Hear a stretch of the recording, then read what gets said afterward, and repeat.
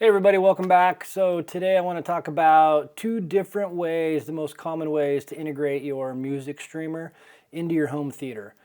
I've had a lot of people reach out and it's a little bit confusing on how to actually get good two-channel music with your home theater setup, because most AVRs are kind of set to 5.1 channels for surround sound and movies, and it's hard to get good two-channel music. So let me go over the two most common types, and I'll tell you which way I hook mine up as well. So currently I'm using the Eversolo DMP A6 as a transport, and I come out of that digital, so I bypass that DAC, and I'll show you all that here. Okay, I'll be coming out of my Eversolo digital with my Cinnamon Audio Quest cable into my dedicated DAC, the Denafrips Pontus 2, and then I'll come out of the Pontus 2 analog with, I got Mogami 2497 lock RCAs. So like I said, coming out analog of the DAC and into my AVM 70. And then once those RCAs are inputted in the back of the AVM, I have an option. So I will show you here how I set it on my AVM 70. So on the Anthem AVM 70, I would just go to menu and I would scroll down to input setup, select that.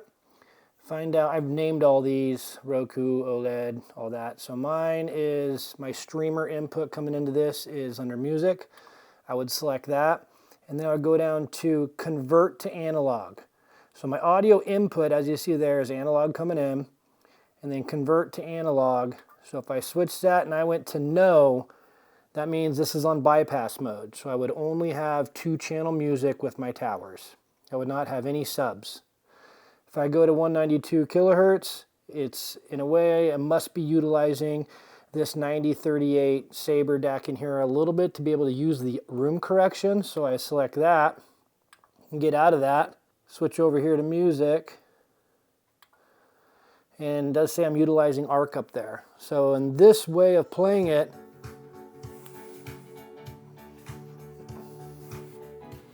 oh, that just turned on me.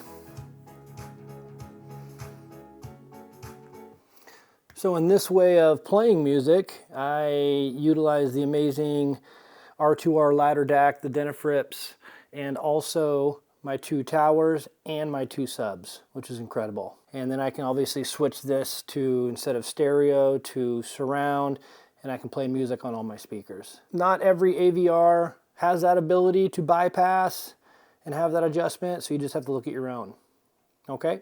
But you have an option of bypass mode, which means, and not every receiver, not every AVR has this option, but you can go to bypass mode. So that analog sound coming in those RCAs, you can bypass the internal DAC on the Anthem or Denon or Marantz and so forth if you choose the bypass option, which means then it goes to the next DAC up the line. So for me, I would be utilizing the Denafrips Pontus 2 DAC.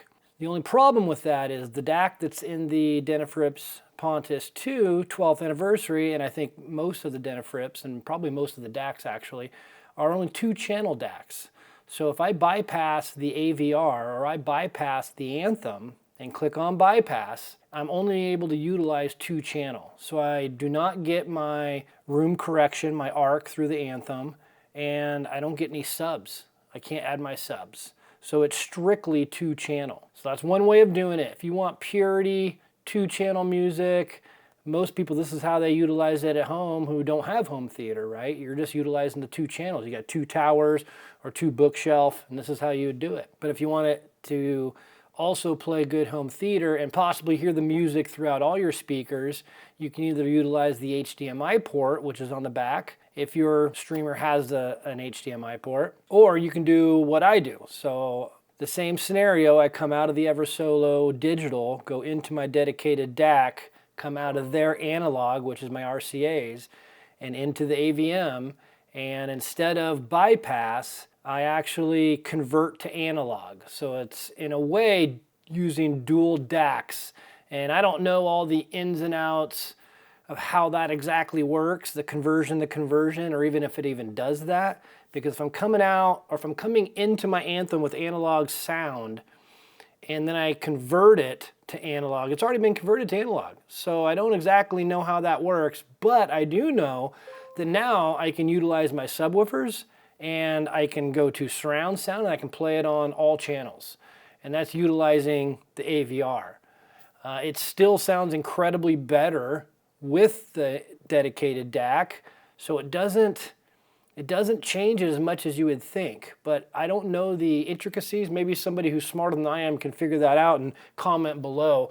But I don't know if you're coming out of a DAC, a dedicated DAC with analog, and you go into your AVR and then you convert it to analog, so theoretically it sounds like you're utilizing the DAC inside of your AVR, but then you can utilize your bass, which is fantastic. And that's how I listen to my music. So I run stereo sound, but my stereo sound is my 2 towers and my 2 subs. And it sounds fantastic. So that's the way I would prefer, that's the way I do prefer, and I would prefer that with anybody. I mean, especially if you don't have big subwoofers in your towers. So my Martin Logan F100s, I think they're only about 6 1/4, so they don't give you a ton of bass. I mean, yeah, it sounds great, but man, I like it when that bass hits on music. So anyway, those are the 2 most common ways of hooking up a streamer or a transport into your home theater. Utilizing the bypass, if your AVR has that, or just using it as it is, convert it to analog. And again, I'll show you that here again on my AVR. So that's about it, guys. So let me know what you guys think. How are you guys hooking it up? Is there a better way to do it? Because that's the best way I found out how to do it. It sounds ridiculously good, and you get bass. Everybody loves bass, right? Anyway, if you like the channel, you like what you're hearing, please subscribe. And if you have any comments, please write those down below. I'll get to every single one of them, I promise. All right, man. Take care. Thanks.